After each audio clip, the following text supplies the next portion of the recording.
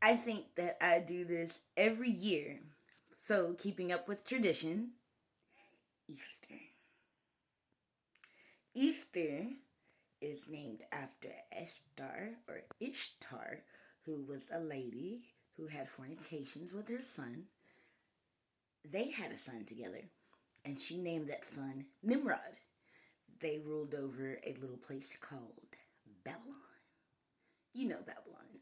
You've heard of it. And if you've read the Epic of Gilgamesh, you or the Bible, it's one and the same.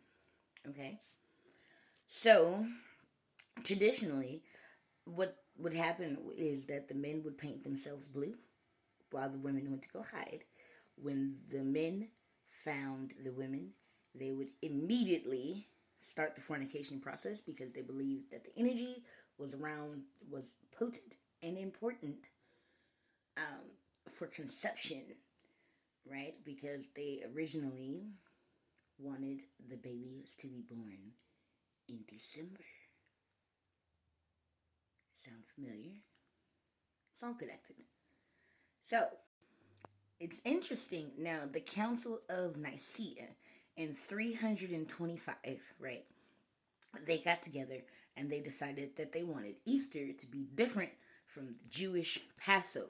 So they were the ones that came up with the idea that Easter should be the first Sunday after the first full moon for the spring equinox in 325 AD. Keep in mind that ancient Babylon, had already been celebrating this for a long time. As a matter of fact, legend says that Nimrod's wife claimed that she came down, she descended from heaven in a giant egg. An Easter egg. Okay. Um, and then when they were in the middle of switching everything over, now we know how I feel about the churches and the religion, but while they were switching everything over and renaming the fertility festival, basically that's what it was, they took the fertility festival, they added in the rabbit, they took away the sexuals, right?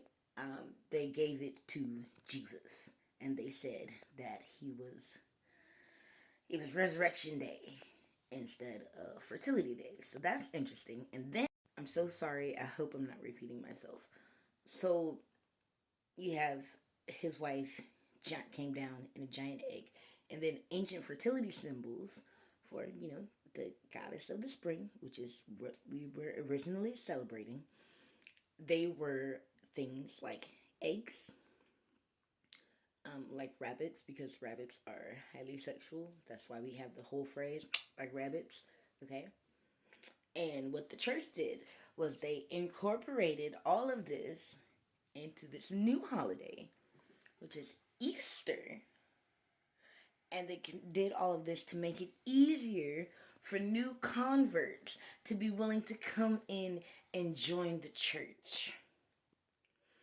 Then, in like once again, the last 150 years, right around industrialization, right? Then we started with the Easter baskets and the Easter bunnies and all of that stuff because you can't forget the kids. You can't forget the children. Suffer not the children. They should be able to celebrate it too. So instead, what they do is we have these Easter celebrations, and the children go and hunt for eggs, and they take pictures with the Easter bunny,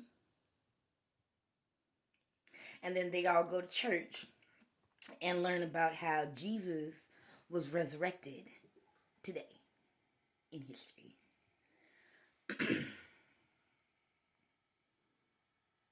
And it's funny because if you look into traditions of Easter, there are a great many cultures. They were most so worried about the Germanic cultures to get Easter. But there's a great many cultures who celebrate the spring equinox, right? So It is the time of rebirth. It's the time of life. It's the time of growth. It's the time of fertility, right? And this has been going on way longer than Jesus even existed. But again, because like almost every other holiday we have, the church took the pagan holidays. They said, we want new recruits. We want more people to join our church. What can we do to make the church more accessible to other people? And then they took their holidays, like the fertility holidays, and we got Easter. And then they did the same thing with Christmas, the end of the year, right? So they also took that and they wanted people to celebrate. So they said, hey, Jesus was born on this day. And then people celebrated that. Then people started getting gifts. And then, 150 years ago, actually, that's been a bit longer. That's been a bit longer, but on a major scale once industrialization hit, right? um, and now today is this big holiday, and people are expected to go buy Easter outfits. People are expected to go buy Christmas outfits. People are expected to go get Christmas presents. People are supposed to be in the spirit of giving and all of this holiday loveliness that are really just Christian, pagan holidays wrapped up as Christian holidays. And then they don't tell you about that, like the stuff they don't teach you in church. Honestly, I don't think it's stuff that they teach you in school.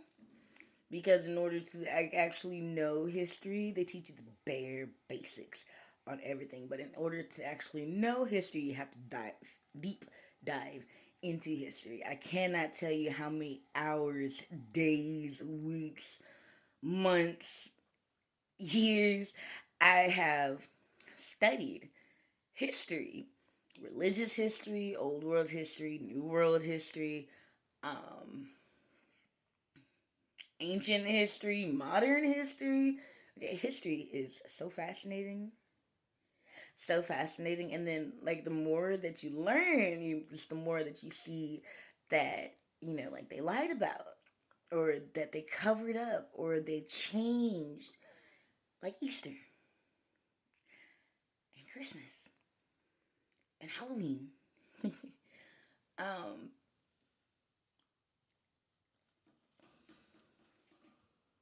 yeah. If I missed anything, you're more than welcome to let me know.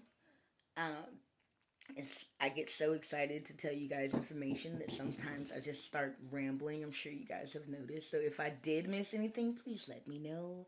I greatly appreciate you. But yeah, I just wanted to come in and give you guys like a brief little history on Easter. All right. And I think I have done that. So I hope you guys had a good day. Um, Thank you for stopping by and listening to my history rant. I'll see you guys next time. Bye.